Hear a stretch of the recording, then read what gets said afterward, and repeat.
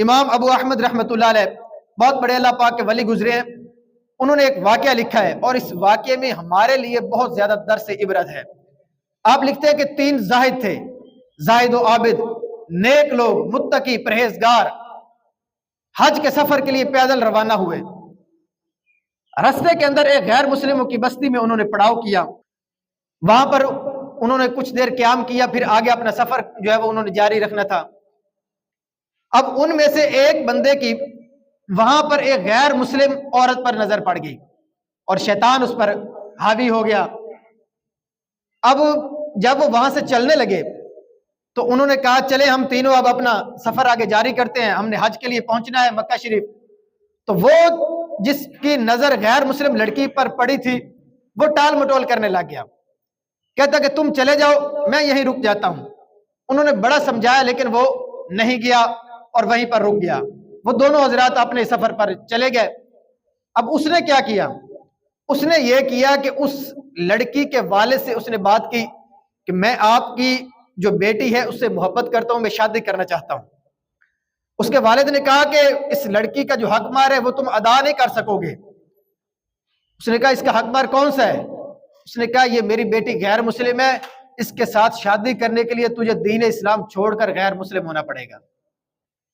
اب شیطان اس پر حاوی ہو چکا تھا، اللہ تبارک و تعالیٰ کی بارگاہ سے توفیق اس سے چھین چکی تھی۔ اس نے اس لڑکی سے شادی کرنے کے لیے اسلام کو چھوڑ کر جو ہے وہ غیر مسلم ہو گیا، نصرانیت کو، عیسائیت کو اس نے قبول کر لیا، اس عورت سے شادی کر لی۔ اب کافی عرصہ کے بعد اس کے جو دوست احباب جو 2 لوگ آگے چلے گئے تھے حج پر، وہ واپس پلٹے۔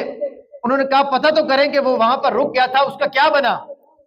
جب وہاں جا کر پتہ کیا تو انہوں نے بتایا کہ تمہارے جانے کے بعد اس بدبخت نے دین اسلام کو چھوڑ دیا تھا اور غیر مسلم ہو کر اس نے عورت سے شادی کی تھی اور اسی حالت میں وہ دنیا سے چلا گیا ہے، یعنی کفر کی حالت میں اس دنیا سے چلا گیا ہے۔ وہ عبرت حاصل کرنے کے لیے پتہ کر کے اس کی قبر پر پہنچے کہ یار ہمارے ساتھ اس نے پوری زندگی گزاری ہے، نمازیں ادا کی، روزے رکھے، نیک اعمال کیے، لیکن پھر بھی اللہ تبارک و تعالیٰ کی بارگاہ میں اس کا کوئی ایسا تو عمل ہے جس کی وجہ سے اس پر اللہ پاک کا غضب حاوی ہو گیا ہے۔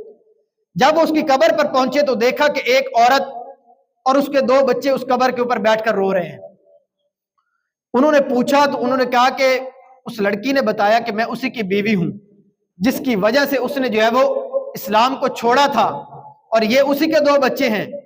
اس کی یہ حالت سن کر وہ رونے لگ گئے کہ یار اتنا نیک، پوری زندگی اللہ تبارک و تعالیٰ کے احکامات کی جو ہے وہ تعمیل کرتے ہوئے گزاری، نمازیں ادا کی، روزے رکھے، صدقہ اور خیرات کیا، کوئی نافرمانی نہیں کی، لیکن اس کے باوجود اس کا خاتمہ اتنا برا ہوا، وہ اللہ تبارک و تعالیٰ کی خفیہ تدبیر سوچ کر رونے لگ گئے۔ ان کی یہ باتیں سن کر اس عورت نے کہا تم کیوں رو رہے ہو؟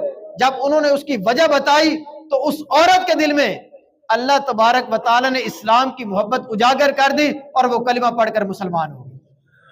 اب آپ غور کریں اس واقعے میں ہمارے لیے کتنی عبرت ہے، کتنی عبرت ہے کہ جس عورت کی خاطر اس بدبخت نے اسلام چھوڑا تھا اور کفر کی حالت میں اس دنیا سے چلا گیا، اسی عورت کو اللہ تبارک و تعالیٰ نے دین اسلام کی دولت سے سرفراز فرما دیا۔ تو یہ ہے وہ طبقہ جس کے بارے میں حدیث پاک میں فرمایا کہ کچھ لوگ ایمان کی حالت میں اس دنیا میں آئیں گے لیکن جب دنیا سے جائیں گے تو غیر مسلم ہونے کی حالت میں جائیں گے، اور جو ایسے لوگ ہوں گے فرمایا وہ ہمیشہ کے لیے جہنم کے اندر رہیں گے، اللہ تبارک و تعالیٰ کا عذاب ان سے کبھی بھی دور نہیں ہوگا۔ تو اس لیے ہمیں اللہ تبارک و تعالیٰ کی بارگاہ میں یہ دعا کرنی چاہیے کہ اللہ پاک ہمارا جو ہے وہ ایمان سلامت رکھے اور ایمان کی حالت میں ہی ہمیں دنیا سے جانا نصیب فرمائے۔